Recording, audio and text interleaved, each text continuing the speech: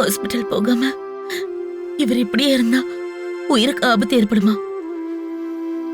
அதெல்லாம் ஒரு ஆபத்தும் வராது. ஹாஸ்பிட்டல்ல இருந்தா சேஃப் இல்ல. எப்படியாவது அவங்களுக்கு விஷயம் தெரிஞ்சிடும். இங்க இருக்கிறது தான் நல்லது. தூங்கட்டும்.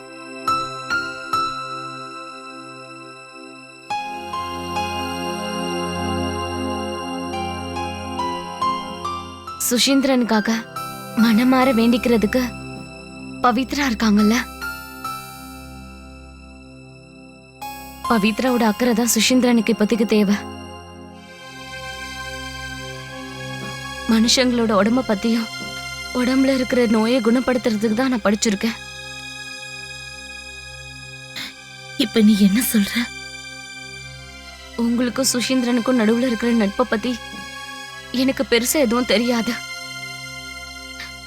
என்ன அறியாமையே உங்க மனசை கஷ்டப்படுத்தின மகா பாவத்துக்காக தான் கடவுள் எனக்கு தண்டனை கொடுத்திருக்காரு. சாந்தாக்கா எல்லாத்தையும் சொல்லிட்டாங்க. உங்க 2 பேருக்குள்ள அன்பை பத்தி அவங்களுக்கு ஏற்கனவே இத பத்தி தெரிஞ்சிருக்கு. சுஷீந்திரன் உங்களுக்கு தான், உங்களுக்கு மட்டும்தான்.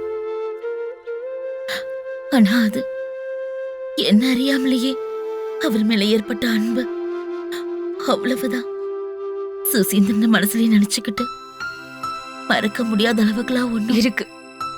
யாருக்கு கிடைக்கணும்னு இருக்கோ அது அவங்களுக்கு மட்டும்தான் கிடைக்கும். அதை யாராலும் மாத்த முடியாது. இதுல நான் என்ன பண்ண முடியும்?